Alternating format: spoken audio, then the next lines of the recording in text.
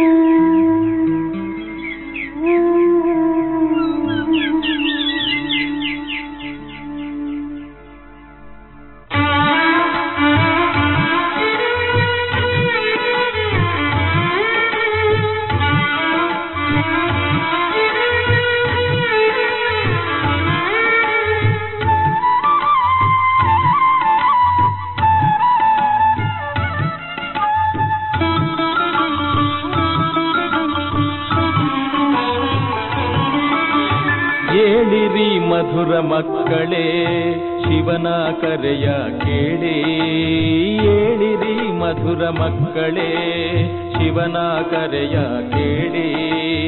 ಅಮೃತ ವೇಳೆ ಶುದ್ಧ ಗಾಳಿ ತುಳಿಯುತ್ತಲಿದೆ ಏಳಿ, ಅಮೃತ ವೇಳೆ ಶುದ್ಧ ಗಾಳಿ ತುಳಿಯುತ್ತಲಿದೆ ಏಳಿ.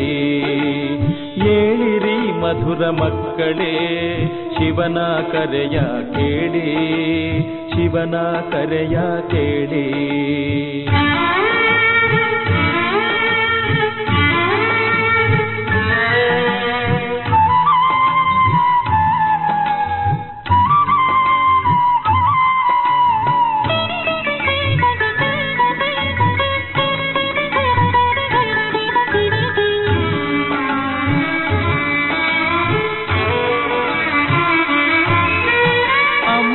ವೇಳೆ ಶಾಂತವಾಗಿಹುದು ಕಳೆಯಿರಿ ಮನದ ಕತ್ತಲೆ, ಅಮೃತ ವೇಳೆ ಶಾಂತವಾಗಿಹುದು ಕಳೆಯಿರಿ ಮನದ ಕತ್ತಲೆ. ತುಳಿವ ಗಾಳಿಯಲ್ಲಿ ಪಸರಿಸಿರಿ ಶುದ್ಧ ಸಂಕಲ್ಪಗಳನ್ನು, ಶುದ್ಧ ಸಂಕಲ್ಪಗಳನ್ನು. ಶಿವನು ಕಾದಿಹನು ನಿಮಗೋಸುಗವೇ, ಅವನ ಕಾಣಲು ತೆರೆಯಿರಿ ದಿವ್ಯ ನೇತ್ರವ. ವಸುಧೆಯಲಿ ಅವತರಿಸಿಹ ಅವನ ಕರೆಯ ಕೇಳಿ, ಏಳಿರಿ ಮಧುರ ಮಕ್ಕಳೇ ಶಿವನ ಕರೆಯ ಕೇಳಿ. ಏಳಿರಿ ಮಧುರ ಮಕ್ಕಳೇ ಶಿವನ ಕರೆಯ ಕೇಳಿ. ಅಮೃತ ವೇಳೆ ಶುದ್ಧ ಗಾಳಿ ತುಳಿಯುತ್ತಲಿದೆ ಏಳಿ, ಅಮೃತ ವೇಳೆ ಶುದ್ಧ ಗಾಳಿ ತುಳಿಯುತ್ತಲಿದೆ ಏಳಿ.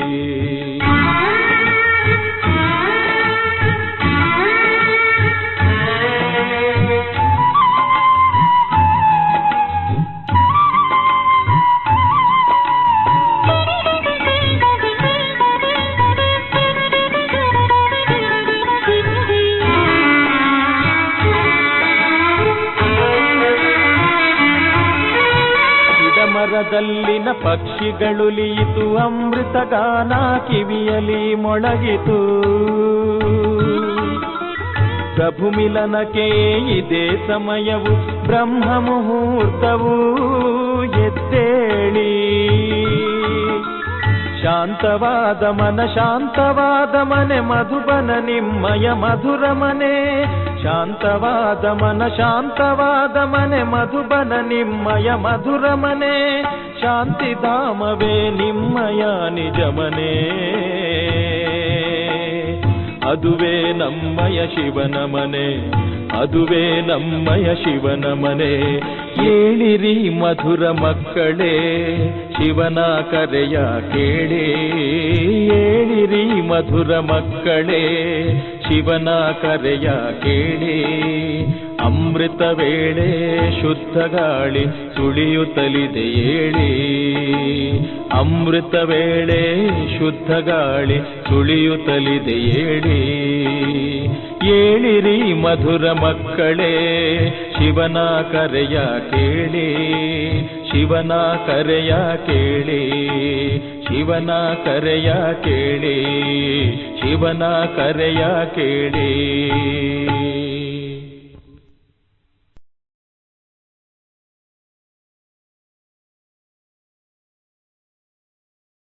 ಓಂ ಶಾಂತಿ. ಇಂದಿನ ದಿನಾಂಕ 10/6/2026. ಪ್ರಾರ್ಥಮುರಳಿ ಬಾಪ್ತಾದ ಮಧುಬನ. ಮಧುರ ಮಕ್ಕಳೇ, ಶಿವತಂದೆ ಮತ್ತು ಬ್ರಹ್ಮ ತಂದೆ ಇಬ್ಬರ ಮತವು ಪ್ರಸಿದ್ಧವಾಗಿದೆ. ನೀವು ಇಬ್ಬರ ಮತದಂತೆ ನಡೆದು ತಮ್ಮ ಕಲ್ಯಾಣ ಮಾಡಿಕೊಳ್ಳಬೇಕಾಗಿದೆ. ಪ್ರಶ್ನೆ ನಂಬರ್ 1, ಟ್ರಸ್ಟಿಗಳು ಯಾರಾಗಿದ್ದಾರೆ ಮತ್ತು ಹೇಗೆ? ಉತ್ತರ: ಶಿವತಂದೆಯು ನಂಬರ್ 1 ಟ್ರಸ್ಟಿಯಾಗಿದ್ದಾರೆ. ಅವರಲ್ಲಿ ಸ್ವಲ್ಪವೂ ಆಸಕ್ತಿ ಇಲ್ಲ. ಭಕ್ತಿ ಮಾರ್ಗದಲ್ಲಿಯೂ ನೀವು ಅವರ ಹೆಸರಿನಲ್ಲಿ ಏನೆಲ್ಲ ದಾನ ಪುಣ್ಯಗಳನ್ನು ಮಾಡುತ್ತೀರೋ ಅದೆಲ್ಲವೂ ಇನ್ಶೂರ್ ಆಗಿಬಿಡುತ್ತದೆ. ಅದರ ಫಲವು ಇನ್ನೊಂದು ಜನ್ಮದಲ್ಲಿ ಸಿಗುತ್ತದೆ. ಈಗಲೂ ಸಹ ಯಾರು ತಂದೆಯ ಅರ್ಥವಾಗಿ ತಮ್ಮೆಲ್ಲವನ್ನು ಇನ್ಶೂರ್ ಮಾಡುವರು, ಅದಕ್ಕೆ ತಂದೆಯು ಸಂಪೂರ್ಣವಾಗಿ ಪ್ರತಿಫಲವನ್ನು ಕೊಡುತ್ತಾರೆ. ಏಕೆಂದರೆ ತಂದೆಯು ಹೇಳುತ್ತಾರೆ, ನಾನಂತೂ ಸುಖವನ್ನು ಭೋಗಿಸುವುದಿಲ್ಲ, ನಾನು ನಿಮ್ಮಿಂದ ತೆಗೆದುಕೊಂಡು ಏನು ಮಾಡಲಿ? ಗೀತೆ ಪ್ರತಿಜ್ಞೆ ಮಾಡಿ ಧರೆಗೆ ಬಂದಿದ್ದೇವೆ. ಓಂ ಶಾಂತಿ. ಮಧುರಾತಿ ಮಧುರ ಅಗಲಿ ಹೋಗಿ ಮರಳಿ ಸಿಕ್ಕಿರುವ ಮಕ್ಕಳೇ, ಗೀತೆಯನ್ನು ಕೇಳಿದ್ದೀರಿ. ಯಾರು ತಂದೆಗೆ ಅರ್ಪಣೆಯಾಗುವರೋ ಅವರಿಗೆ ಮಕ್ಕಳೆಂದು ಹೇಳಲಾಗುತ್ತದೆ. ತಂದೆಯು ತಿಳಿಸುತ್ತಾರೆ, ಇದು ಅಂತಿಮ ಜನ್ಮವಾಗಿದೆ. ಜೀವಿಸಿದಂತೆಯೇ ತಂದೆಗೆ ಅರ್ಪಣೆಯಾಗಬೇಕಾಗಿದೆ. ಇದಂತೂ ಮಕ್ಕಳಿಗೆ ತಿಳಿದಿದೆ. ಶ್ರೀಮತದ ಗಾಯನವಿದೆ. ಶ್ರೀಮದ್ ಭಗವಾನುವಾಚ. ಗೀತೆಯಲ್ಲಿ ಕೃಷ್ಣನ ಹೆಸರನ್ನು ಹಾಕಿದ್ದಾರೆ, ಆದರೆ ವಾಸ್ತವದಲ್ಲಿ ಶಿವತಂದೆಯಾಗಿದ್ದಾರೆ. ಅವರ ನಂತರ ಬ್ರಹ್ಮ, ನಂತರ ಕೃಷ್ಣ. ಶ್ರೀಮತವು ಕೃಷ್ಣನದೆಂದು ಹೇಳುವುದಿಲ್ಲ. ನಮ್ಮ ತಂದೆಯು ಶ್ರೇಷ್ಠಾತಿ ಶ್ರೇಷ್ಠನಾಗಿದ್ದಾರೆ. ಪತಿತ ಪಾವನರೆಂದು ಕೃಷ್ಣನಿಗಾಗಲಿ ರಾಧೆಗಾಗಲಿ ಹೇಳುವುದಿಲ್ಲ. ಅವರು ದೈವಿ ಗುಣವಂತ ಮನುಷ್ಯರಾಗಿದ್ದಾರೆ. ಮನುಷ್ಯರಿಗೆ ಪತಿತ ಪಾವನ ಎಂದು ಹೇಳಲಾಗುವುದಿಲ್ಲ. ಸತ್ಯಯುಗದಲ್ಲಿ ಪತಿತ ಪಾವನ ಬನ್ನಿ ಎಂದು ಹೇಳುವುದಿಲ್ಲ. ಪತಿತರನ್ನು ಪಾವನ ಮಾಡುವವರು ಒಬ್ಬರೇ ತಂದೆಯಾಗಿದ್ದಾರೆ. ಅವರ ಶ್ರೀಮತದಂತೆ ನೀವು ನಡೆಯುತ್ತಿದ್ದೀರಿ. ಪ್ರಜಾಪಿತ ಬ್ರಹ್ಮನ ಮತವು ಪ್ರಸಿದ್ಧವಾಗಿದೆ, ಶ್ರೀಮತವು ಪ್ರಸಿದ್ಧವಾಗಿದೆ. ಆದರೆ ಅದರಲ್ಲಿ ಮಾಡಿರುವ ತಪ್ಪೇನೆಂದರೆ ತಂದೆಯ ಬದಲು ಕೃಷ್ಣನ ಹೆಸರನ್ನು ಹಾಕಿದ್ದಾರೆ. ವಾಸ್ತವದಲ್ಲಿ ಸರ್ವ ಧರ್ಮದವರಿಗೂ ಒಬ್ಬರೇ ತಂದೆಯಾಗಿದ್ದಾರೆ. ಕೃಷ್ಣನನ್ನು ಎಲ್ಲರೂ ಒಪ್ಪುವುದಿಲ್ಲ. ಕ್ರಿಶ್ಚಿಯನ್ನರು ಕ್ರೈಸ್ಟ್ ತಂದೆಯೆಂದು ಒಪ್ಪುತ್ತಾರೆಯೇ ಹೊರತು ಕೃಷ್ಣನನ್ನು ಒಪ್ಪುವುದಿಲ್ಲ. ಏಕೆಂದರೆ ಕ್ರಿಶ್ಚಿಯನ್ನರು ಕ್ರೈಸ್ಟ್ನ ಮುಖವಂಶಾವಳಿಯಾಗಿದ್ದಾರೆ. ಶಿವತಂದೆಯು ಬಂದು ನಿಮ್ಮನ್ನು ತನ್ನವರನ್ನಾಗಿ ಮಾಡಿಕೊಳ್ಳುತ್ತಾರೆ. ತಲೆಯ ಮೇಲೆ ಕೈ ಇಟ್ಟು ತಂದೆಯ ಮಕ್ಕಳಾಗಿದ್ದೇವೆ ಎಂದು ಹೇಳುತ್ತಾರೆ. ಅಂದ ಮೇಲೆ ಅವರ ಆದೇಶದಂತೆ ನಡೆಯಬೇಕಾಗಿದೆ. ನೀವು ತಂದೆಗೆ ತಮ್ಮ ಮತವನ್ನು ಕೊಡುವ ಅವಶ್ಯಕತೆ ಇಲ್ಲ. ಅವರೇ ಮತವನ್ನು ಕೊಡುವವರಾಗಿದ್ದಾರೆ. ಎಲ್ಲರೂ ಮಕ್ಕಳಾಗಿದ್ದೀರಿ. ಶಿವತಂದೆಯೂ ಪ್ರಸಿದ್ಧನಾಗಿದ್ದಾರೆ. ಅವರು ಯಾವ ಮತವನ್ನು ಕೊಡುವರೋ, ಏನೆಲ್ಲವನ್ನು ಮಾಡುವರೋ ಅದು ಸತ್ಯವಾಗಿದೆ. ಈ ರೀತಿ ಮಾಡಿ ಎಂದು ಬ್ರಹ್ಮರವರಿಗೂ ಸಹ ಮತ ಕೊಡುತ್ತಾರೆ. ನಿಮ್ಮ ಸಂಬಂಧವೇ ಶಿವತಂದೆಯೊಂದಿಗೆ ಇದೆ ಅಂದ ಮೇಲೆ ಯಾರದ್ದೇ ಅವಗುಣವನ್ನು ನೋಡಬಾರದು. ಶ್ರೀಮತದಂತೆ ನಡೆಯಬೇಕಾಗಿದೆ. ಶಿವತಂದೆಯು ನಿರಾಕಾರನಾಗಿದ್ದಾರೆ. ಈ ಮನೆಯಂತೂ ಅವರದಲ್ಲ. ನೀವಿಲ್ಲಿ ಹಳೆಯ ಮನೆಯಲ್ಲಿರುತ್ತೀರಿ. ನಂತರ ಸ್ವರ್ಗದಲ್ಲಿ ಹೋಗಿ ತಮ್ಮ ಮೆಹಲುಗಳಲ್ಲಿರುತ್ತೀರಿ. ಶಿವತಂದೆಯು ಹೇಳುತ್ತಾರೆ, ನಾನಂತೂ ಸ್ವರ್ಗದಲ್ಲಿ ಬರುವುದಿಲ್ಲ. ನಾನು ಈ ಸಮಯದಲ್ಲಿ ಸ್ವಲ್ಪ ಸಮಯಕ್ಕಾಗಿಯೇ ಬರುತ್ತೇನೆ. ನೀವು ಸತ್ಯ ಆತ್ಮೀಯ ರಕ್ಷಣಾ ಸೈನಿಕರಾಗಿದ್ದೀರಿ. ಪರಮ ಆತ್ಮನು ಡ್ರಾಮಾ ಅನುಸಾರ ಕಲ್ಪದ ಇಂದಿನ ತರಹ ಆದೇಶ ನೀಡುತ್ತಿದ್ದಾರೆ. ಕಲ್ಪಕಲ್ಪವೂ ಯಾವ ಆದೇಶವನ್ನು ನೀಡಿದ್ದಾರೋ ಅದನ್ನೇ ನೀಡುತ್ತಾರೆ. ಹಗಲು ರಾತ್ರಿ ಗುಹ್ಯ ಮಾತುಗಳನ್ನು ತಿಳಿಸುತ್ತಿರುತ್ತಾರೆ. ಈ ಮಾತುಗಳು ಹೊಸಬರಿಗೆ ಅರ್ಥವಾಗುವುದಿಲ್ಲ. ಬಲೆ ಕೆಲವರು 35-40 ವರ್ಷಗಳಿಂದ ಜ್ಞಾನ ಮಾರ್ಗದಲ್ಲಿ ನಡೆಯುತ್ತಿದ್ದಾರೆ. ಆದರೆ ಅವರಲ್ಲಿ ಅನೇಕರು ಈ ಗಂಭೀರ ಮಾತುಗಳನ್ನು ತಿಳಿದುಕೊಳ್ಳುವುದೇ ಇಲ್ಲ. ತಂದೆಯಂತೂ ನಿತ್ಯವೂ ಹೊಸ ಮಾತುಗಳನ್ನು ತಿಳಿಸುತ್ತಾರೆ. ಕರಾಚಿಯಿಂದ ಹಿಡಿದು ಮುರುಳಿಯನ್ನು ನುಡಿಸುತ್ತಲೇ ಬಂದಿದ್ದಾರೆ. ತಂದೆಯು ಮೊದಲು ಮುರುಳಿ ನುಡಿಸುತ್ತಿರಲಿಲ್ಲ. ರಾತ್ರಿ 2 ಗಂಟೆಗೆ ಎದ್ದು 10 ಪುಟಗಳನ್ನು ಬರೆಯುತ್ತಿದ್ದರು. ತಂದೆಯು ಬರೆಸುತ್ತಿದ್ದರು. ನಂತರ ಅದರ ಪ್ರತಿಗಳನ್ನು ಮಾಡಿಸಿ ಕಳುಹಿಸಲಾಗುತ್ತಿತ್ತು. ಭಕ್ತಿ ಮಾರ್ಗದಲ್ಲಂತೂ ಶಾಸ್ತ್ರ ಮುಂತಾದವುಗಳ ಕಾಗದಗಳನ್ನು ಸಂಭಾಲನೆ ಮಾಡುತ್ತಾರೆ. ದಿನ ಪ್ರತಿದಿನ ದೊಡ್ಡ ಗ್ರಂಥಗಳನ್ನು ಮಾಡುತ್ತಾ ಬರುತ್ತಾರೆ. ಎಷ್ಟೊಂದು ಚರಿತ್ರೆಗಳನ್ನು ತಯಾರಿಸುತ್ತಾ ಇರುತ್ತಾರೆ. ಅದನ್ನು ಓದಿ ಮತ್ತೆ ಇಟ್ಟು ಬಿಡುತ್ತಾರೆ. ನೀವಂತೂ ಮುರುಳಿಗಳನ್ನು ಓದಿ ಎಸೆದು ಬಿಡುತ್ತೀರಿ. ಈ ಮಹಾವಾಕ್ಯಗಳನ್ನು ಸದಾ ಕಾಲಕ್ಕಾಗಿ ಇಟ್ಟುಕೊಳ್ಳಬೇಕು. ಆದರೆ ನಿಮಗೆ ತಿಳಿದಿದೆ, ಇದೆಲ್ಲವೂ ವಿನಾಶವಾಗಿ ಬಿಡುವುದು. ನೀವು ಯಾವುದೆಲ್ಲ ಚಿತ್ರ ಮೊದಲಾದವುಗಳನ್ನು ಮಾಡಿಸುತ್ತೀರೋ ಇವು ಸ್ವಲ್ಪ ಸಮಯಕ್ಕಾಗಿ ಮಾತ್ರ. ಮತ್ತೆ ಇವೆಲ್ಲವೂ ಮಣ್ಣು ಪಾಲಾಗುತ್ತವೆ. ನಂತರ ಅಲ್ಲಿ ಶಾಸ್ತ್ರಗಳಾಗಲಿ ಈ ಚಿತ್ರಗಳಾಗಲಿ ಏನೂ ಉಳಿಯುವುದಿಲ್ಲ. ಈಗ ಏನೆಲ್ಲವೂ ನಡೆಯುತ್ತಿದೆಯೋ ಅದು ಕಲ್ಪದ ನಂತರವೂ ಆಗುವುದು. ಶಾಸ್ತ್ರ ಮೊದಲಾದವುಗಳು ಮತ್ತೆ ಪ್ರಾರಂಭವಾಗುತ್ತವೆ. ಗ್ರಂಥವೂ ಸಹ ಮೊದಲು ಕೈಯಿಂದ ಬರೆಯಲ್ಪಟ್ಟ ಚಿಕ್ಕ ಪುಸ್ತಕವಾಗಿತ್ತು. ಈಗ ದೊಡ್ಡದಾಗಿ ಮಾಡಿದ್ದಾರೆ. ದಿನ ಪ್ರತಿದಿನ ದೊಡ್ಡದಾಗಿ ಮಾಡಿಸುತ್ತಾ ಹೋಗುತ್ತಾರೆ. ಇಲ್ಲವಾದರೆ ಶಿವತಂದೆಯ ಜೀವನ ಕಥೆಯು ಎಷ್ಟೊಂದು ಬರೆಯಬೇಕು. ನಾವು ಪರಮಪಿತ ಪರಮಾತ್ಮನ ಜೀವನ ಚರಿತ್ರೆಯನ್ನು ತಿಳಿದುಕೊಂಡಿದ್ದೇವೆಂದು ನೀವು ಮಕ್ಕಳು ಹೇಳುತ್ತೀರಿ. ತಂದೆಯು ತಿಳಿಸುತ್ತಾರೆ, ನಾನು ಭಕ್ತಿ ಮಾರ್ಗದಲ್ಲಿ ಏನು ಮಾಡುತ್ತೇನೆ, ಭಕ್ತಿ ಮಾರ್ಗದಲ್ಲಿಯೂ ಇನ್ಶೂರೆನ್ಸ್ ಮಾಡುತ್ತೇನೆ.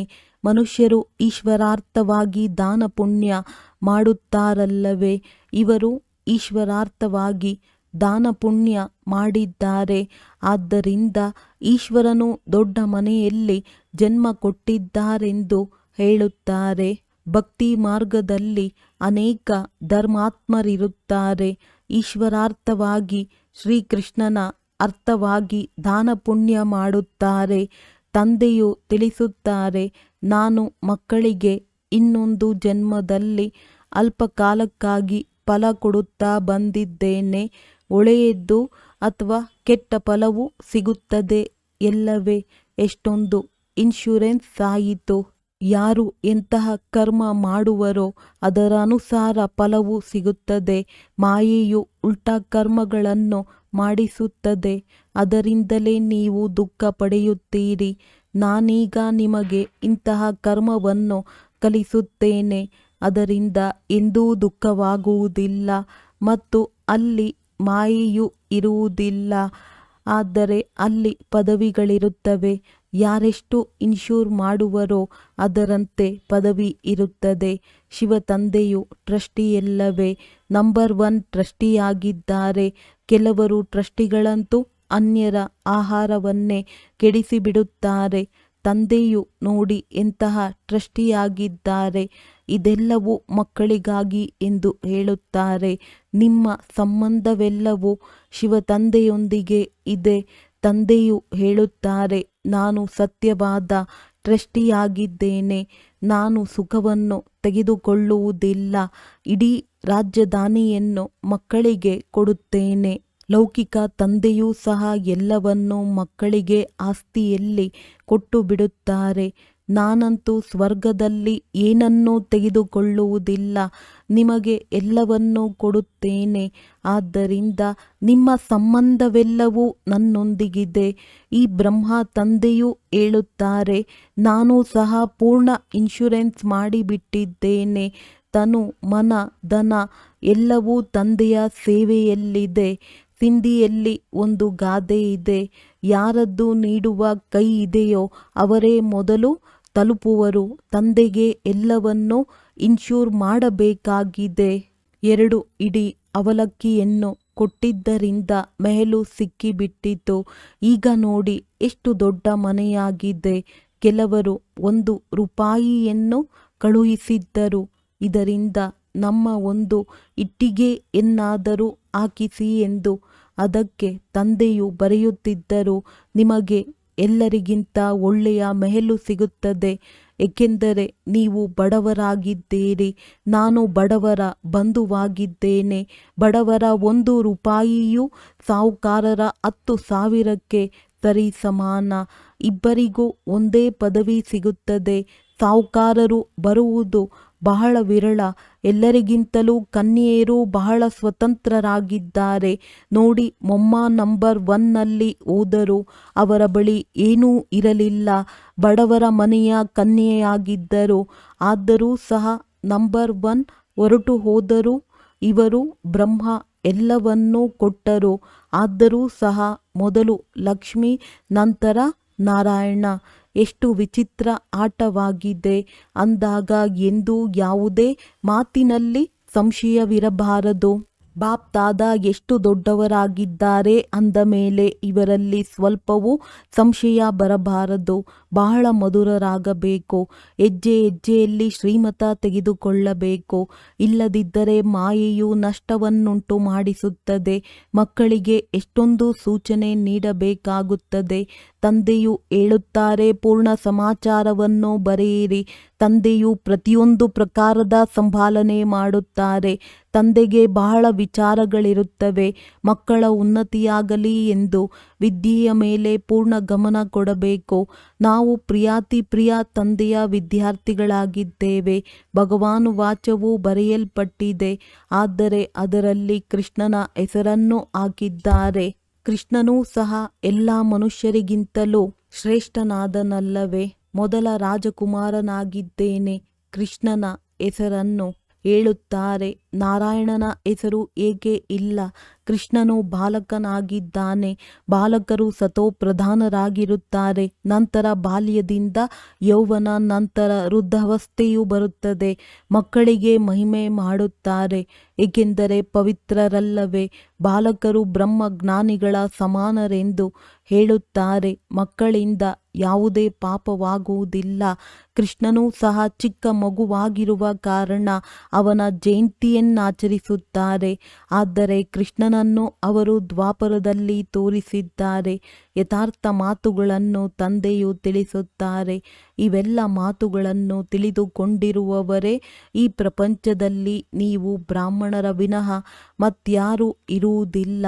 ಬ್ರಾಹ್ಮಣರು ಉತ್ತಮರಾಗಿದ್ದಾರೆ. ನೀವು ಬ್ರಾಹ್ಮಣರು ಈಶ್ವರಿಯ ಸಂತಾನರಾಗಿದ್ದೀರಿ. ಸತ್ಯಯುಗದಲ್ಲಿ ಈಶ್ವರನ ಸಂತಾನರೆಂದು ಹೇಳುವುದಿಲ್ಲ. ಈಶ್ವರನಿಂದ ಅವಶ್ಯವಾಗಿ ಸ್ವರ್ಗದ ಪ್ರಾಪ್ತಿಯಾಗುವುದು.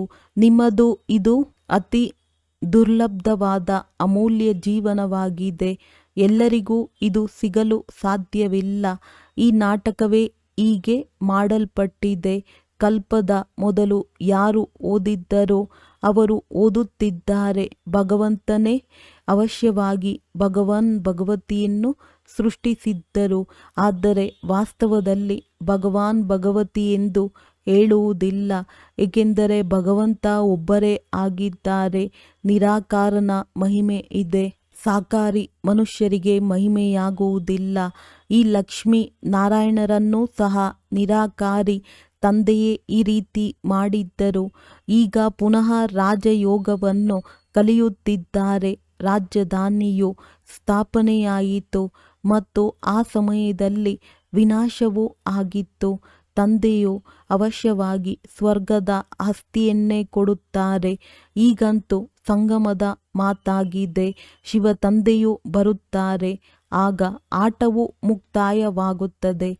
ನಂತರ ಕೃಷ್ಣನ ಜನ್ಮವಾಗುತ್ತದೆ. ಇದರಲ್ಲಿ ಮನುಷ್ಯರು ತಬ್ಬಿಬ್ಬಾಗಿದ್ದಾರೆ. ಆದ್ದರಿಂದಲೇ ತಂದೆಯು ಬಂದು ತಿಳಿಸುತ್ತಾರೆ. ಪರಮಪಿತ ಪರಮಾತ್ಮನು ಬ್ರಹ್ಮರವರ ಮೂಲಕ ಎಲ್ಲ ಶಾಸ್ತ್ರಗಳ ಸಾರವನ್ನು ತಿಳಿಸುತ್ತಾರೆ. ನೀವೀಗ ಮಾಸ್ಟರ್ ಜ್ಞಾನಪೂರ್ಣರ ಹಾಗೆ ಆಗಿಬಿಟ್ಟಿದ್ದೀರಿ. ಆತ್ಮಕ್ಕೆ ಮಹಿಮೆ ಇದೆ. ಜ್ಞಾನಸಾಗರ, ಆನಂದ ಸಾಗರ, ದಯಾಸಾಗರ ಇದು ತಂದೆಯ ಮಹಿಮೆಯಾಗಿದೆ. ತಂದೆಯು ಹೇಳುತ್ತಾರೆ, ಈ ಭಾರತವು ಎಲ್ಲದಕ್ಕಿಂತ ದೊಡ್ಡ ತೀರ್ಥ ಸ್ಥಾನವಾಗಿದೆ. ಆದರೆ ಕೃಷ್ಣನ ಹೆಸರನ್ನು ಹಾಕಿರುವ ಕಾರಣ ಎಲ್ಲ ಮಹಿಮೆಯನ್ನು ಮರೆ ಮಾಡಿಬಿಟ್ಟಿದ್ದಾರೆ. ಇಲ್ಲದಿದ್ದರೆ ಎಲ್ಲರೂ ಶಿವನ ಮಂದಿರದಲ್ಲಿ ಹೋಗಿ ಹೂಗಳನ್ನಿಡುತ್ತಾರೆ. ಎಲ್ಲರ ಸದ್ಗತಿದಾತನು ಅವರೊಬ್ಬರೇ ಆಗಿದ್ದಾರೆ. ಅರ್ಧಕಲ್ಪ ನೀವು ಪ್ರಾರಬ್ಧವನ್ನು ಭೋಗಿಸಿ ನಂತರ ಕೆಳಗೆ ಬರುತ್ತೀರಿ. ಎಲ್ಲರೂ ತಮೋಪ್ರಧಾನರಾಗಲೇಬೇಕಾಗಿದೆ. ಈಗ ತಂದೆಯು ಹೇಳುತ್ತಾರೆ, ನಾನು ನೀವು ಮಕ್ಕಳಿಗಾಗಿ ಹೊಸ ಪ್ರಪಂಚವನ್ನು ಸ್ಥಾಪನೆ ಮಾಡುತ್ತಿದ್ದೇನೆ. ನಾನು ಅಲ್ಲಿ ಬರುವುದಿಲ್ಲ.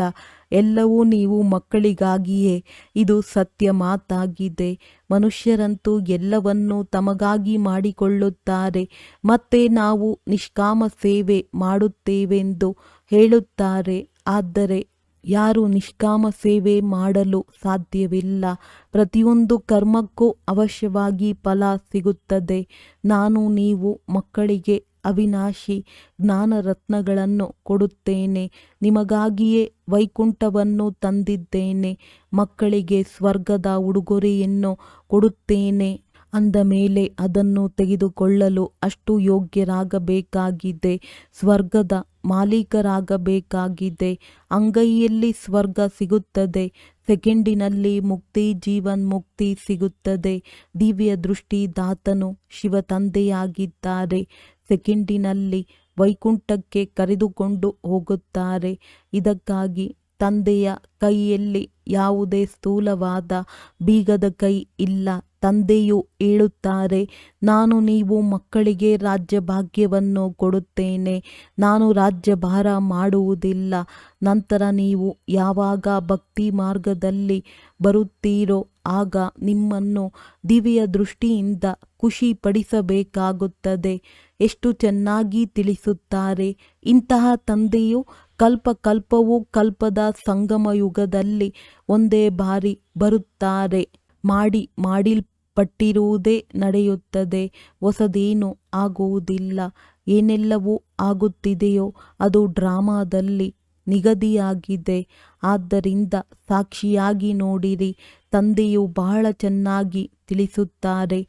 ಮಕ್ಕಳೇ, ನಾನು ನಿಮ್ಮ ಇನ್ಶೂರೆನ್ಸ್ ಮ್ಯಾಗ್ನೆಟ್ ಆಗಿದ್ದೇನೆ. ನಿಮ್ಮ ಒಂದು ಪೈಸೆಯನ್ನು ಕಳೆಯುವುದಿಲ್ಲ. ನಿಮ್ಮನ್ನು ಕವಡೆಯಿಂದ ವಜ್ರ ಸಮಾನರನ್ನಾಗಿ ಮಾಡುತ್ತೇನೆ. ಇದೆಲ್ಲವನ್ನು ಶಿವ ತಂದೆಯು ಬ್ರಹ್ಮರವರ ಮೂಲಕ ಮಾಡಿಸುತ್ತಾರೆ. ಅವರು ಮಾಡಿಸುವವರಾಗಿದ್ದಾರೆ. ನಿರಾಕಾರ ನಿರಹಂಕಾರಿಯಾಗಿದ್ದಾರೆ.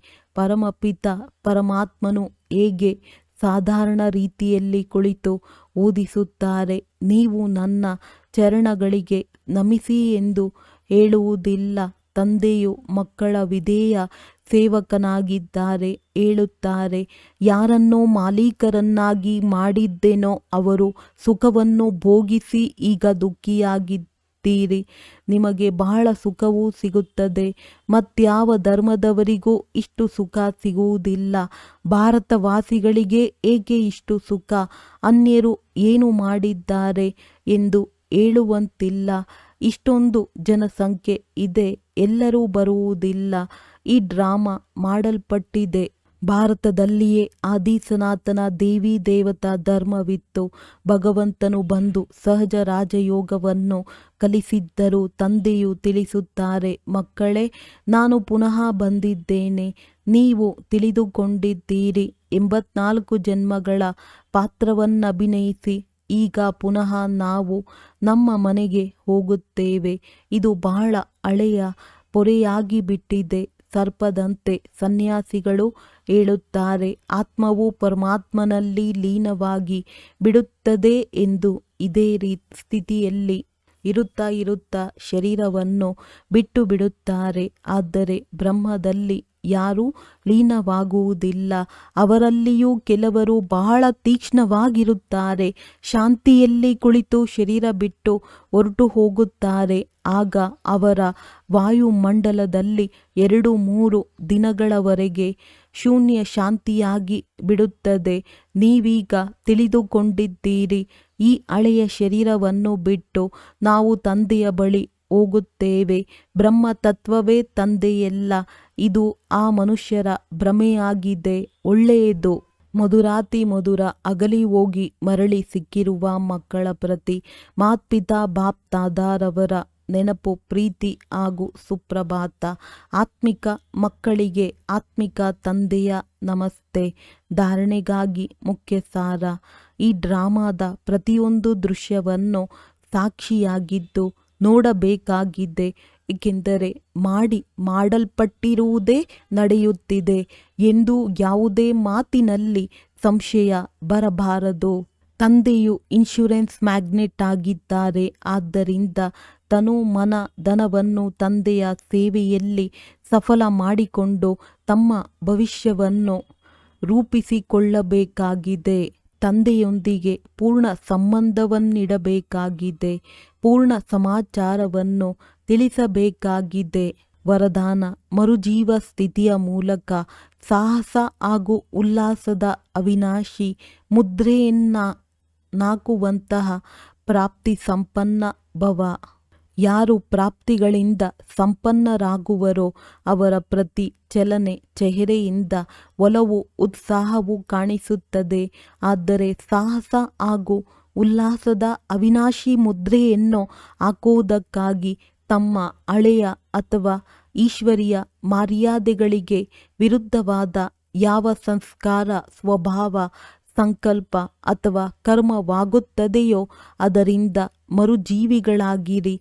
ಪ್ರತಿಜ್ಞೆ ಎಂಬ ಸ್ವಿಚ್ಚನ್ನು ಸೆಟ್ ಮಾಡಿ ಪ್ರತ್ಯಕ್ಷದಲ್ಲಿ ಪ್ರತಿಜ್ಞೆಯ ಅನುಸಾರ ನಡೆಯುತ್ತೀರಿ.